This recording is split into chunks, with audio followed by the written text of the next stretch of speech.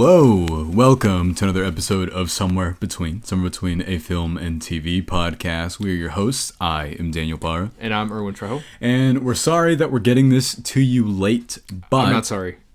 Yeah, because he just saw this movie, yesterday? Yes. And I saw it on Monday. I hate not watching things opening weekend, but I was out of town. Dude, but it's been packed every single day. Was your showing sold out? Every single time. It's just been so hard to get seats. I saw it at 4 p.m. and not because I'm scared, but because the dark, it's so bad. Yeah, whenever I get out and it's night and I'm terrified. Get out. But that's another horror movie. It's true.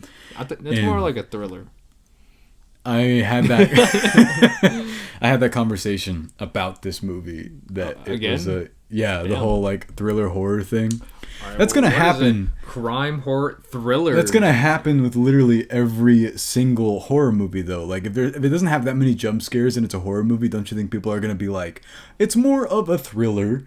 But the storied history of the reason why I don't like that word thriller is because right, let's look up the word it was thriller. Always thrown under the sort of in the early 2000s by Michael Jackson. Wait, what does a thriller mean? One that thrills? I kind of like that. Dude, technically anything can be a thriller. What makes a movie a thriller? Okay. By the moods they elicit, giving their audiences heightened feelings of suspense, excitement, surprise, anticipation, and anxiety. Hey, we get anxiety. That sounds like a Tuesday. Anyway. I saw it on a Wednesday. Everything we review has full spoilers. I just want to clarify that right now. Nope. And a coming-of-age story. What? That's Rolling Stone? Oh, it's talking about the song. Yeah. Okay, but stop. this is directed by, is it Oz Perkins? Oz Perkins. Yeah, and written by Oz Perkins, and it stars Micah Monroe, Nicolas Cage, and Blair Underwood, who is the FBI agent that helps her out in this movie. He was in Agents of S.H.I.E.L.D. He was also in Sex and the City, and I know that because my girlfriend told me. That was because I was looking up what his IMDb was after that, because I heard that he was really good in it, and I agree with that. In Sex and the City? No, I mean, I've heard that he's good in that too, but I'm talking about this. I was like, oh. Anyway, Erwin. Yes. I gotta ask you, All what were your thoughts going into this? Were you excited for it? How were you feeling? That the theater was packed? Okay. No, I meant but the trailers and stuff. What'd you think of it? Oh, I love the trailers. I couldn't wait to see this. I was kind of shocked to see Nicolas Cage. Not in the movie yet, but just in the trailer itself. I didn't know what he was actually gonna look like and everything. Mm-hmm. So I couldn't wait to see that. But the way this trailer sold the movie itself, I couldn't wait to see this movie. Yeah. So I was pretty excited about it. They said that they were hiding his face to really get the sort of full feeling of what you see what he looked like for the first time within the context of the movie, because he really is only what they do that the shot with his hands above his eyes, that kind of, and that's about it. Cuckoo, I believe. Cuckoo. Just like that. Cuckoo. Yeah. Anyway, we're just gonna regard what I just did. I mean, it's from the movie. I just want to scream that whole mommy and daddy thing. You're gonna break the mic if you do so. I thought the trailers for this were really good. I know, that's what I said. I'm agreeing with you. Oh. And it's one of those trailers, though, that my parents saw, and my mom was like, "You're never allowed to see that. Sorry, Mom." Sorry, Mom. I have the car today. Because it was in front of Bad Boys. Bad Boys. I remember my dad was also like, "That looks... No, I don't want to see that." Yeah. Because, has the demon imagery and, the devil true. and stuff. Not integrated that heavily into the movie. It is, but it's not the focal point or anything. Because you were telling me on the way to record this that I just saw Maxine. I did not love it. And I said, I am tired of cult stuff. And I'm like, that was just our second time. Then I saw it. And then that's the third time. Late Night with the Devil. No, that's what I'm saying. That was the second time. Oh, this year already. And I'm just like, what do you mean you're tired of it? And then I saw this and I was like, this movie is amazing. And I guess I just said what I thought already right there. So... I also love this movie. I'll just say it too. I was going to ask, what did you think of this? Oh, I just told you. I love this movie. Did you really? Yes. Yes, I did. I keep quoting it. Which part? When's your birthday, little girl? Is that what he says, though? Well, he says it more like, when's your birthday, little girl? I mean, yeah, because he's creepy. But yeah, that is true. I think this movie's about a lot. Yes. And I have seen it does have a divisive reaction, not from critics, but from audiences. But the thing is, having seen this is the exact kind of horror movie that would, because it is very, very moody and atmospheric, and it's mostly all about the tension and sort of like living in a scene. And I want to ask you, what were your takeaways from this? What did you think that this was about?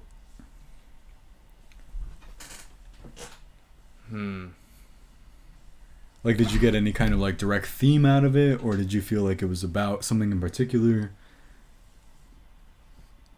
I guess it was just more, to me, it was definitely about like people's like faiths in this movie, and especially coming from the actual character Longlegs and the mom in this movie. Yeah. And they were both tested in a way, because eventually, like, how the mom, I guess once you figure out like how the mom, spoilers. Do we talk about spoilers here? Yeah, no, yeah. But I guess how you figure out like the mom later on, because it seemed like she was just so behind on just like her faith in Christianity. Yeah. And then later on you just find out that it's deep rooted into like something a lot, like just quite the opposite of that. Yeah. And just seeing like the cruelty of like the world itself. Yeah. And it's like the corruption of it, just because of something so like the evil entity, just something so in the world. Yes. And basically, and it was just through the character of Longlegs. Yeah. And like how much he can affect anybody in his presence. Mm-hmm. It's insane. So I agree with you on a lot of that. Mm-hmm. I think it's about even more than that. But they mention the Book of Revelation. Yes. I can't quite remember if that is New Testament or Old Testament. I don't remember. But if it's Old Testament, then that is the sort of attribute of what you said about the test of people and their faith. Yes. Because that's what that part of the Bible is. It's really spiteful, and like it's always testing the characters or the people that are in those sections of the books in the first part of the Bible, to see like just how far they're willing to go to be tested for their faith. Yes. And I thought this was also about how far a parent is willing to go for the shelter of their kid. Yes. And willing to sort of let themselves go just to protect them from the world. Yeah. But then it also showcased like how much just like that evil entity is willing to take over you, and just like you're thinking like you're doing the right thing, but eventually you just become the thing that you hate. Yeah. Also. Because I think that Nicolas Cage, who is amazing in this. Yes. And I just want to clarify, like, what do you think of him as an actor? Oh, amazing. I love him as an actor. I want to see more of him all the time. It's just, for a while, he turned into one of those people that was, like, the meme actor. Like, because you know how in 2012, it was just the face, like, that face that he makes. I cannot. Oh, from that one B movie? Or no? The B movie. Are you thinking Jerry Seinfeld? No. the one where his, like... oh, My Eyes, the Bees, the Wicker Man? Yeah. That, and then the other one where he's making this, like, weird face. I think it's from Vampire's Kiss. Oh. But he was just a meme for a while, and I think that people don't really give him the credit that he deserves, because he's amazing. And I thought he was great in Mandy. I don't know if you saw that. No, I haven't seen Mandy. But he's one of those actors... You see Big? Yes, yeah. And it's amazing. Yeah. It's great. Actually, we're going to review... We reviewed something that the person that made Pig just did. We did? Yeah, I think so. Maxine? No. No, that's Ty West. Oh. Who did Pig? I can't remember, and I can't... Anyway. Oh, Quiet Place. Yeah, that was it. Yeah. Uh-huh. I love that movie, too. Yeah. It's been a decent year for horror. It's been a good year for horror. It's been a great year for thrillers. For horror movies, yeah. And... Coming of age story. I thought that...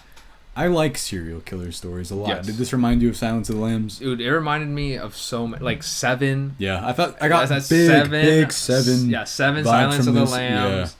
Yeah. Prisoners as well. Just Prisoners for the sake of just like just because of the way it looks. the way it was shot. Yeah. I loved like the atmosphere of it. There was a lot. Also, like True Detective, too. I have not seen the first season of True Detective. I've just seen that one scene where he's talking about, like, I just want you to stop saying odd shit.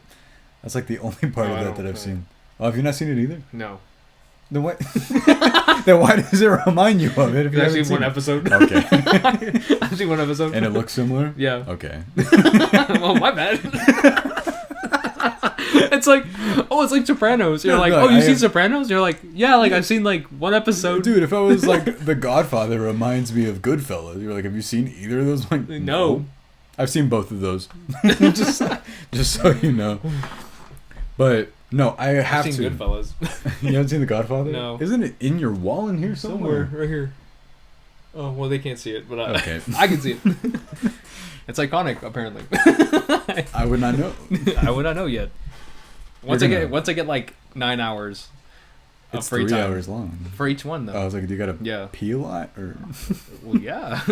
No, so I have to agree with you on the atmosphere of this. I thought it looked so beautiful, and it was immensely like heavy on the shadow that they would use. Did you notice they got a lot of mileage out of the fact that they had so many open doorways and windows and all this stuff that would just like, for example, the scene when she's opening the letter for the first time. Yes. She's just in front of the window. Yes. And I just love all like the open door spaces. Yeah. Like that was, I don't know, like that part's alone. Like when it comes to horror movies, a lot of times I don't know what it is. Like either they don't know how to utilize the space that they're in, and like, cause that alone generates suspense. Yeah. Not knowing if like the killer is around, or like the threat of the movie, and just having things that are just so wide and so open, and like having the audience being aware of like the entirety of the surrounds. Because you can get so much out of that. Yes. I think that like, did you notice how much of this movie is shot from the perspective of it feels like someone is watching the events occurring? Yes. I noticed that because that is a technique that the Invisible Man used a lot. Oh. If you ever saw that. No. It's okay. It's great. Damn. But it does that a lot because you never know where he is. Yeah. So sometimes the camera starts moving like a person, and it feels weird because you just feel like an observer, and you're sort of detached from the events, but then you start to care for this character. I know that the people that have issues with this movie, I'm going to list them off to you because I've heard a few different things. Okay. Some people think that Micah Monroe's performance is a bit too standoffish in terms of how she acts. They think that like she's too cold and hard to connect with. But I feel like there's a reason why though. No, for me it wasn't even just that. I feel like her character is intentionally supposed to be someone on the spectrum. And I did not get that. You didn't get that? No. Really? She acts exactly like someone that like has that sort of mindset though. No, and I did not get that whatsoever. Get that? Really? No, I just think the way she acted in this movie is just because of the fact that she wasn't meant to be alive. Yeah. And so I think that's what connects a lot to the fact that she has like that whole psychic ability thing that they reference. And I think it's like at the end, like she's not meant to be on that world. Yeah. And I think that's why it feels like when they talk about like a lot of things when it comes to like the like people who are like have that belief in the satanic cult and like belief in like in Christ and all that, it just feels like above it all. And like it just that the way she comes off, it just feels like she's just going through life. Yeah. Like she's not intentionally like supposed to be there.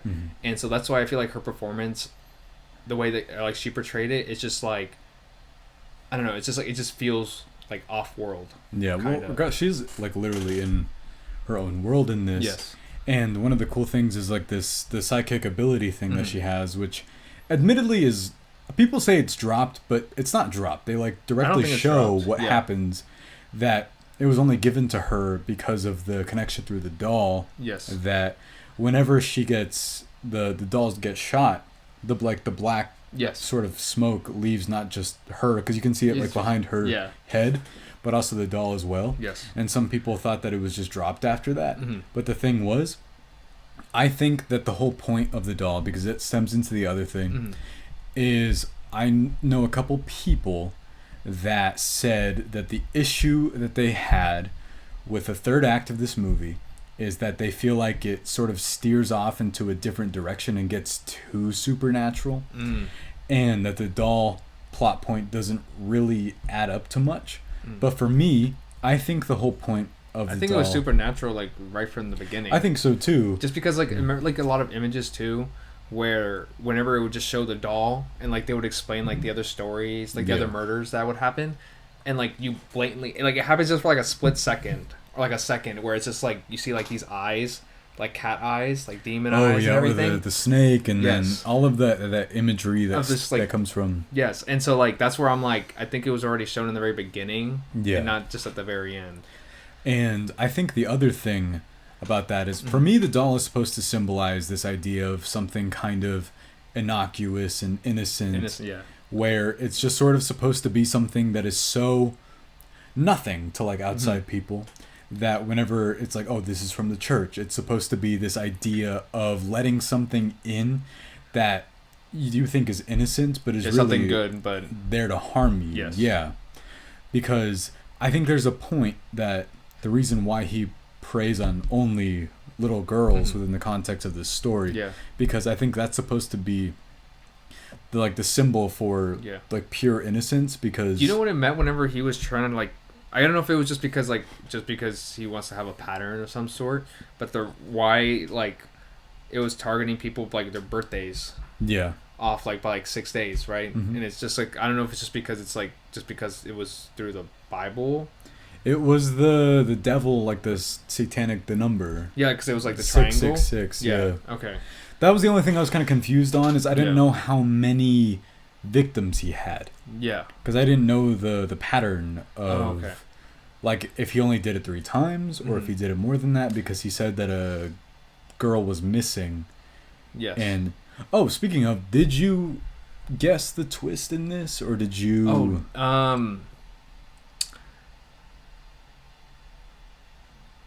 I don't know. I'm trying to think if I did or not. I guess it's like, no, I didn't. But I don't know. I was shocked that it was the mom, to be honest. But I don't know. I guess because I love Nicolas Cage so much, and I guess it was hard for me to be like, well, I wanted him just to be the only one to... He's not in it a lot, I don't think. Like, he's in it, but I mean, the monologue he gives before he kills himself is phenomenal. Yes, where they're, like, talking to each other in that, wherever they are, the interrogation scene. The interrogation room, yeah. And then he, like, I mean, there's not as much violence in this movie as you might think, because it is rated R, but it is super low budget. Yeah. And if anything, there's more violence, like, at the very end. Yeah. So, the thing with me the only thing I'd caught on to was that early on, it's such like a off line, but they hang on it just long enough that you're kind of like, that's going somewhere. Yeah.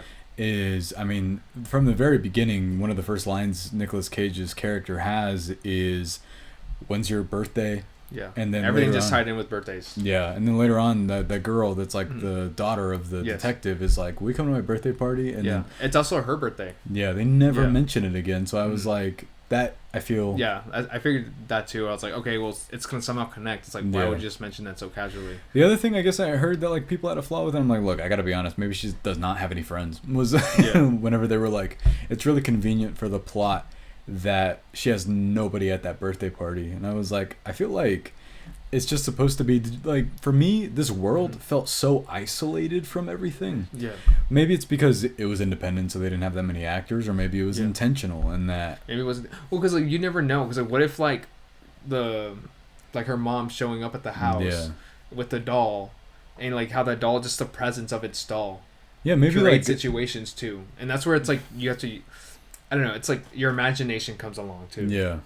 And so, like, that's what my thinking was, like, well, maybe, like, they told the parents, like, hey, everyone needs to leave, because the only people that matter are, like, the ones that are in, like I guess, like, the people at home. No, genuinely, it could have, like, I mean, we don't see everything that happens within this movie. I mean, you see this murder that he sets up. We don't ever actually see it, though, but we see all the X's where it's leading to, and that whole, like, farmhouse thing where they, like, dig inside of under the floorboards. Oh, and then it's like, that freaked me out. Yeah. Because I was like, is that a real person? And then just the dolls itself, and I was just like, just because it has like those human characteristics too. So, like, did you think that Nicolas Cage's prosthetics were intentionally kind of botched?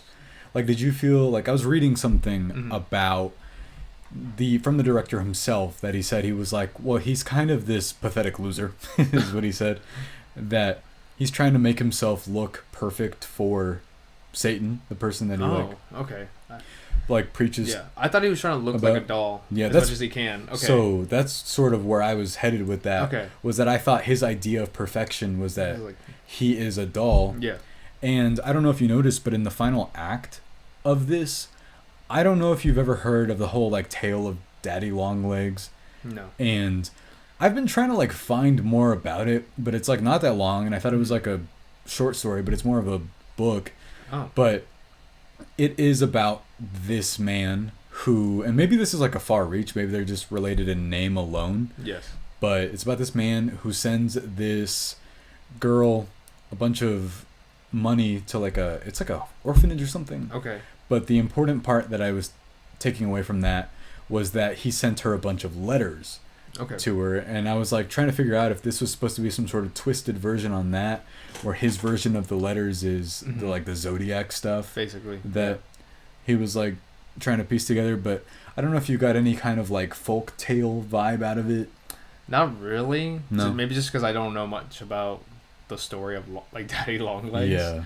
But no, I thought it was just very similar to like other like horror, crime type of movies, and so that's the vibe I got. But it definitely stood out on its own. Yeah. And I think because it definitely had some very comedic moments too. It was in my audience, like they were laughing at certain points, and I was laughing too because I'm like, this is funny, but at the same time, like kind of scary and creepy. I had the same thing where it reminded me of No Country for Old Men. It reminded me of Seven, The Batman. Yeah. And The Batman. Zodiac. And literally all of that stuff. But the thing is, serial killer movies are awesome. And serial killers are awesome. No. Oh. We'll turn into a true crime podcast right now. Oh, man. Be like, who's your favorite? It's like, the hot one. Which is... Oh, sorry, I kicked the camera. 3D. Which is who? I don't know. Whoever thinks like, what was it? Who did that one Disney star? Oh no. What's his name? Evan Peters. No. Oh. Evan Peters. How he played that one Dahmer. Yeah. And like how people like sexualized him in that. I think was it Evan Peters or was it the guy himself? Because that's an issue with true maybe crime. Both. Okay, so moralizing the idea of true crime podcast, I don't know why people do that. You know what? Maybe we should sexualize Nicolas Cage in this movie. Yeah, he was. No. Yeah, he liked. He liked killing. Whatever you're about to say, stop it. Stop! You're about to slap me. Stop!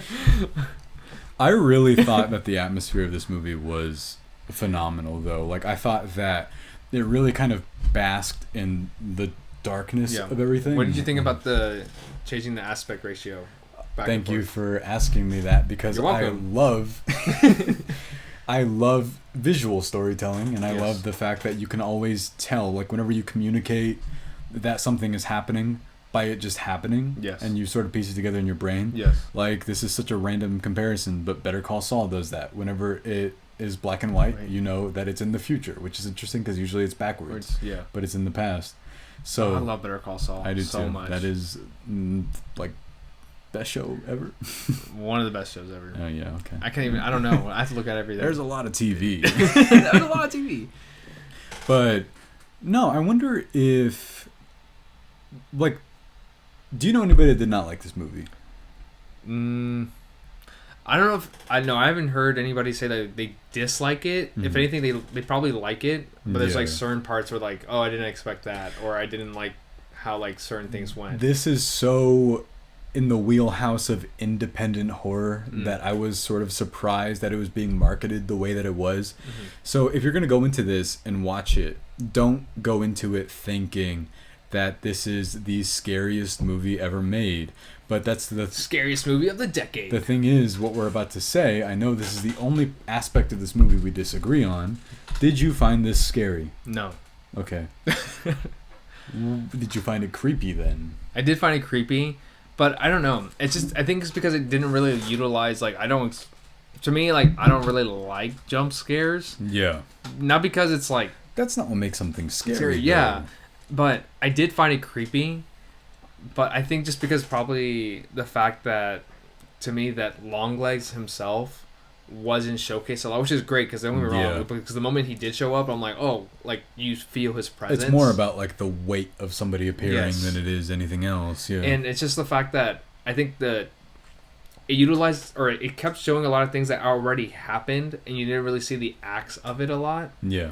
And like also like the murdering aspect too, it just felt so quick and done with that you don't really feel this, like you don't really dwell on it. Yeah. And so I didn't really get like the horror like aspect of it. I definitely felt more like a crime movie. For me, I 100% got horror out of it. I thought this movie was really scary, and I thought like I got not in the terms of jump scare the way that people sometimes think of the word horror or scary or whatever, but in the sense that when you get out of the theater and you're like feeling tense or like anxious about something, and let's say you sat in your car alone at night, and why are you sitting? Why are you by yourself? Let's say that you are. Nope. It's just that type of thing that like at night you're like that. You start to think about it, right? And then it starts to freak you out, and then you realize that there are real horrors out there in the world. And that's another thing that I think that this movie's about is aside from the supernatural stuff, this is real world thing that happens. I do love that aspect. Yeah. And it's hard to sort of confront that because I think this movie has a cynical approach about the world and that it's sort of like things like this happen every day. I think that's part of the reason why the setting is so suburban and just out in the middle of farms, out in the middle of like a neighborhood. The very opening when they go into a white house because it's like his idea of purity, which I think is supposed to symbolize the other idea of innocence towards young girls in the first place. Is that why you think he puts on like the whole white? I do think so, yeah. Just so he can be portrayed as innocent. Yeah. And he's able to like be confronted. Because I think that he's also sort of emotionally stunted himself.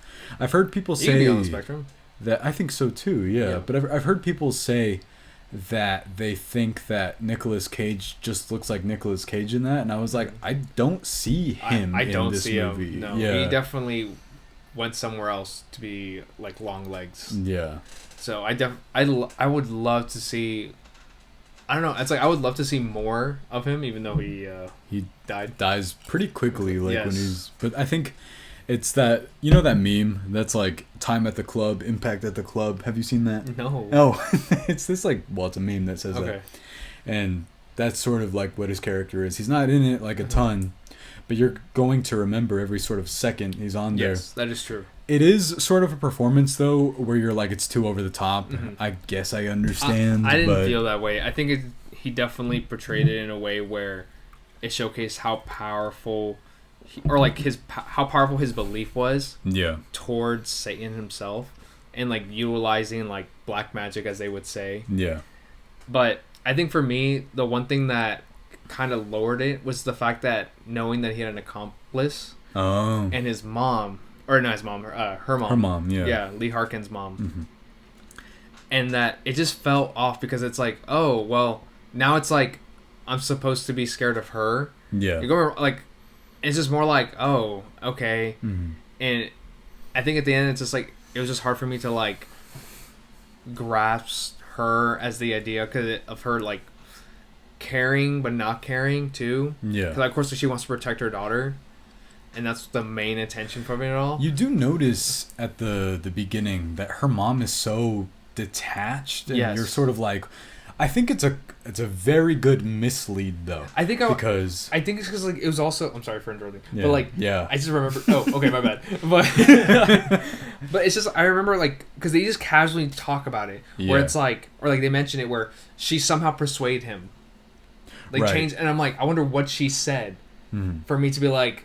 Okay, like now because I'm like because essentially, Longlegs is just like a voice, right? Of no, Satan. He's like the what do they call them? Martyrs, like for Yes. he is the voice. He's the face. Since he's so creepy. And I would love to know what she said to persuade, because obviously, because he had her like tied up and everything. Yeah. And it's like, what did she say?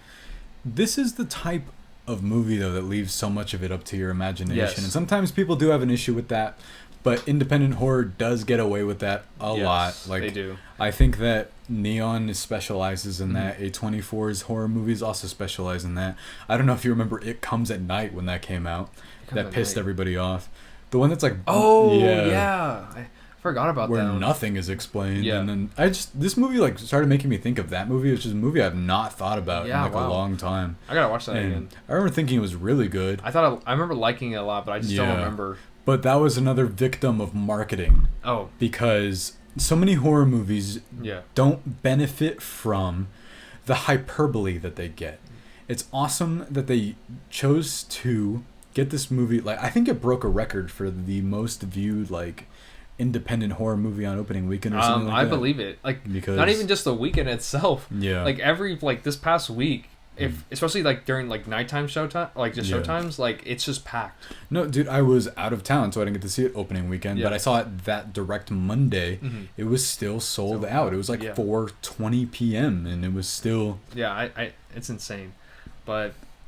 Well, I think that was my only issue, though. I was gonna ask, like, do you have direct flaws with this movie? That was my only issue. I think just, I guess, because like a lot of it does come down to like interpretation. Yeah. And the fact that it just keeps jumping like just one plot point to the next. Yeah. And don't get me wrong, like at some points, like I was willing to like accept it and be like, okay, like that makes sense. Like I can pretty much put piece to piece together.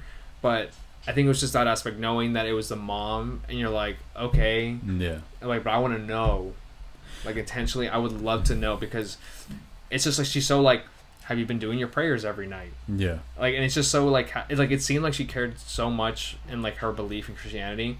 I would love to know what about it made her go at the very end of the movie going like, "Hail Satan." Yeah. And I'm like, I would love to know what, like, more than just like, of course, like the murders that she would be doing later on, but I just want to know, like, maybe it's just like the fact that she was also like possessed by those dolls too, because she was also the one handing it. The thing is, I don't know, because I like the sort of act of agency out of her being a mother instead of being controlled by anything. And I feel like I lost that because because at the very end she was going to end up killing her, like her daughter. Yeah. Because she wasn't following, or like the daughter was trying to like protect. Because she got so caught up in her own idea that like, it's one of those things where characters like forget what they're even there for. And so that's where I'm like, I don't, like, I guess I need more of a reasoning. Yeah. Of like her belief changed over time type of thing. It sucks because this movie's like an hour 40, and it could have been an additional half hour maybe. I really love this so much though. I think that like it is a slow burn. It's not the fastest moving movie in the world, but I think like you're able to live in that world, and it's creepy and you feel isolated. And something else I noticed about the camera movements in this is, I don't know if you've seen Mr. Robot at all. Yes. But you know how in that show... Oh wait, no, I haven't. You haven't? I was thinking of iRobot. iRobot? The one with Will Will Smith? Yeah. Okay. I don't know why. I think you said, oh yeah, I have seen iRobot. I do pull random comparisons sometimes, but I'm not so I was like, I don't know. You're like, where are you going with this? I was like, okay. And I'm like, wait, he was not talking about iRobot. I've also seen iRobot. I was obsessed with that movie when I was a kid. Dude, that scene with the robot going... funny. Dude. Oh, that scared me. That was a horror movie. I remember being terrified of the robots in that. And Will Smith wearing his shoes that he keeps talking about the whole time. Really? He's talking about Converse like a lot. His shoes? Movie. Wow, I don't remember that. You don't remember that? No. I just remember being like, those robots are freaky. Yes. And I bet now you'd probably be like, this is so dumb. But yeah. I mean, they have sex dolls now. At the time... What about them? They have like robot sex dolls. Dude, imagine like iRobot, but like with sex dolls instead. With like right now in real life. That's real. They never said they were sex dolls in that though, right? No, not in that one. No, I'm saying I know that sex dolls are real. Okay. But I'm saying, like, imagine the real world right now. iRobot happened. Oh. But they're all sex dolls instead. Oh. Imagine, like, they talk the same, but their mouths are like that O shape that they make. You know what I'm talking Do they about? have at least this big of a girth? Do they have this? Like, there's no reason it needs to be this big. I mean, you never know. You never know. It just expands. It's just from here. You're I'm like, sorry, all right, this is what all I expands? need. What are you talking about? Oh, yeah. The mouth or the throat? Uh-huh.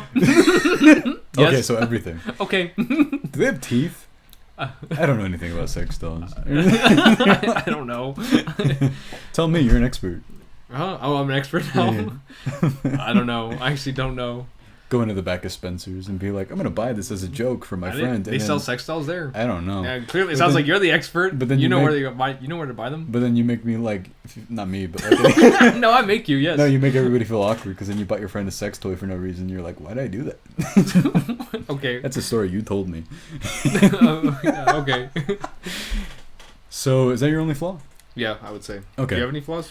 I would say I keep bringing this up as my flaw, like for everything. I wish that it were a little bit longer Yeah. because I just wanted to be in this world a little bit more, and I could see this as like an HBO show. Right, That's like yeah. an 8 episode or 10 episode. well, like a miniseries. Yeah. I mean, it'd be cool, like, because then you'd have one episode where Nicolas Cage would be that the whole time. Right. But that's why we get so many dumb TV shows in the first That place, is true. because everybody thinks like that now. Yeah. And I thought this was great. If you're going to go into this and you haven't seen it yet, though, and for some reason you listen to us spoil this. Oh, Awesome. actually, before I wrap Yes. up, though, with the ball, what did you think that was? Like the one that they kept showing. What do you mean? Like what it was like trying to represent? Yeah, the silver ball. I would probably say like the doll's like soul. Yeah. I would say Mhm. just because the way that, of course, at one point like they showed like once it was damaged, like black powder came out of it, and it just Yeah. seemed like it's like the corruption of it Mm-hmm. left. So that's what I got from it. Because they said you can open this, but there's no real reason to. There's nothing in here, and it felt Yes. like such a line, like where you're like, Mm-hmm. sometimes this movie has a lot of lines that feel like they're tossed off, but then you're like, oh no, I'm not letting that go away because I feel like there's more What to did you it think? than that. I thought sort of a similar thing. I thought it was about the representation of somebody's soul Yes. and the opening of it, and Nicolas Cage's idea of his being hollow Mm-hmm. and his purpose really only being vain and superficial Mm-hmm. for like perfection for Satan. Yeah. But then I thought in pursuit of that was the corruption of like an actual innocent soul, like a young girl, Yeah. to try and plant that seed for him. Yes. Because they say that once he dies, then he is everywhere. Yeah. And I thought that line alone, you're like, what does that mean? And then they don't expand on it. And They I thought don't, that was yeah. creepy.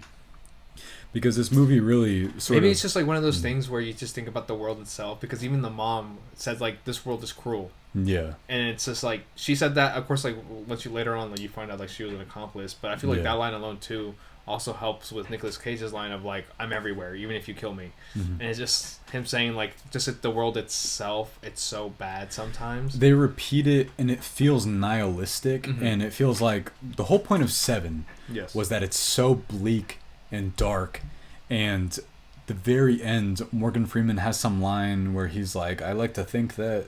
Do you remember like the monologue that he gives at the end? I don't remember. The whole point was that he was like, the world sucks, but I like to think that there's somebody out there that at least thinks that it doesn't a little bit, and Yeah. will be willing to help. Hey, us. Because, oh, you know what other thing though? What? The very end of this movie, I did not mean to just ignore you when you said No, that. no, I heard, it's fine. The very end of this movie with the girl, the thing with the doll though, is that supposed to imply that the pattern continues, or... Because I saw something too where someone thinking that like the pattern continues, and like Yeah. Lee Harkin would still end up like continuing what the mom was doing. I don't want to correct you, but Lee Harker. Harker, Yeah. you suck. You were doing it the whole time. I was just like gonna do it at Harker. the end. Oh, it is Harker. Yeah. Why didn't you say anything? I did now. Thanks. And You embarrassed me in front of everyone. who's everybody? Just you. Yeah. And then everybody watching this. That's What right. if this is the one that gets like 10 billion views? I would be upset. What were you saying?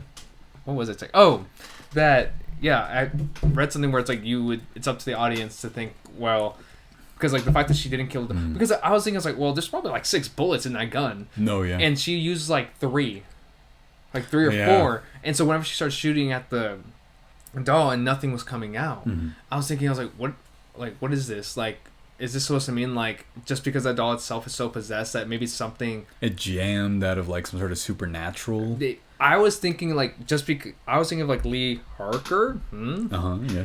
That maybe because she seems so pure in that moment, that only something evil can kill something evil. Because the mom was able to shoot the doll. That's a good point. Yeah. And so I was thinking that it's like maybe because just because it was like utilizing like some type of black magic, that based off of like Longlegs being able to create something like that, and so maybe something that was something evil like Longlegs, like the mom, had to be able to like destroy something like that too. Because like the only way that you could do something like that is like by evil, like following like the same thing. That makes sense because I heard a comparison. Maybe it's just because Michael Monroe's in both of them to It Follows, where the ending of that was like. Wait, I haven't seen it. You can't spoil it. Oh, really? Okay. Yeah. Woo! Okay, then Still need to see it though. I would make that point at another point, but for anybody who has seen it, they end similarly. And no, you spoiled it. You don't know what I mean by that. Yeah. And it's about this shred of hope that lies within the viewer. Yes. Like, I guess Inception was one of them, where it's that whole debate where it's like, do you think that the ending was like with Cobb? Every time I hear that, I think of Corn on the Cob. That feels like something Mad TV would do. Where they'd be like, corn on the cob, and then I like corn. It'd be Leonardo DiCaprio. Corn. He'd be corn for some reason. Yeah. And then they would, I don't know, you know Mad TV. And yeah, I guess. Yeah. But with that, though, I think it's just like independent on the viewer themselves. Yes. Like, what kind of viewer are you is the question that's being asked. That's true. If you think evil still continues or there's still hope out there. Like, do you think the ending of this is bleak, or do you think it's moderately hopeful because she takes the girl? I say it's hopeful. Yeah. Just because I'm just basing off the fact that she hadn't used her gun yet, and I imagine there was like the full ammo. Yeah. And she didn't like, and she only used like half of it, and that's where I'm like, I was hopeful about it, and the fact that she was willing to shoot the doll, and like, cause she grabbed the girl and everything. But she went back to shoot the doll, and that's where I'm like, I'm very hopeful about it. Yeah. Like, it's hard to kill like, you can't have good without evil. Because that's the natural balance of the world, and this movie is about that.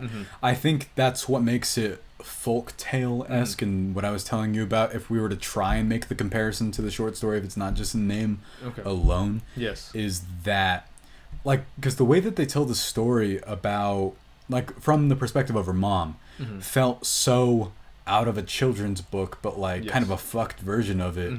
When she's like, mom would protect her daughter and nothing bad ever happened, and she kept repeating it over and over. It sounded like something out of a book like that. Especially at the very end. But if you found like a weird version of that, like in a bookstore somewhere, like if they made a different movie that was like, I found this weird book, and then it haunted them, and then Satan was around. Sounds like a Goosebumps episode. I love Goosebumps. But yeah, it turns out I'm not tired of cult stuff. I'm a liar. Yeah, let's go. And I thought this was amazing. It really is just about how you handle things, isn't it?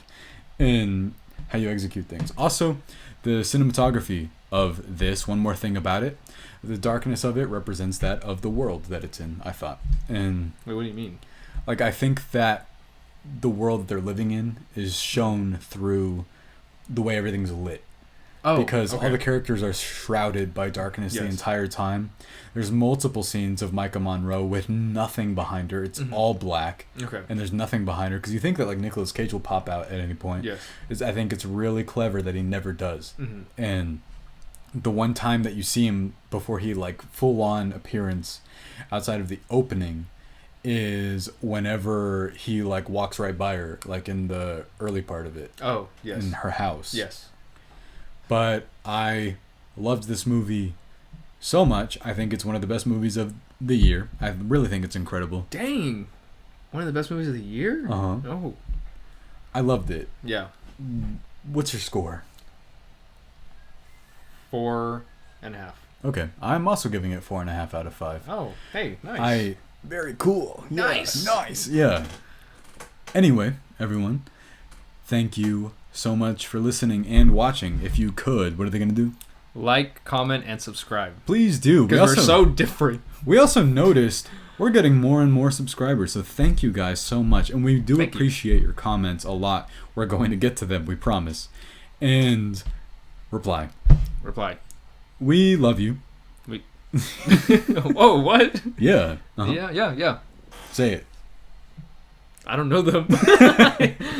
Thank you for watching. We love that you watched it. If you didn't like us, leave a like. No comment below why you don't like us. I want to know. Up next, we do have one hate comment I saw. Really? What is it? It was weird. It just said "bum boys," and I was like, "What is this?" That's awesome. I was like, "What does this mean?" I'm not offended by that. I don't know what that means though. I looked it up. It's like a bunch of bum boys. Like, are we bums? Yeah, I guess so. I don't know. But up next, we're going to have a review for you for Demon Slayer Season 4. That's my bad. I need to finish it. Season 4? Oh, yeah, it's 4. Yeah. Dang. Unless you want to count the movie's season as a season. Okay. Because, like, Jujutsu Kaisen's not on Season 3. It's on what's about to be. But, and after that, we'll also have the Acolyte, Twisters, but Twisters is first. Okay. And then The Boys. Yes. Oh, let's bring back the meme. Oh, The Boys? The Boys. I'll put it over and over in that Yes. whenever we do that episode. The Boys. We're going to have a lot to cover in the next week before we get to Deadpool and Wolverine next, like Friday or Saturday. I really hope the reviews come out for that and, like, it's good. It's going to, like, come out on Monday. I know that they showed, like, an hour of it to people already, and I don't know why they did that. They showed half a movie. I'd be mad if it just ended. Like... Thank you so much for listening and watching. We'll see you next time.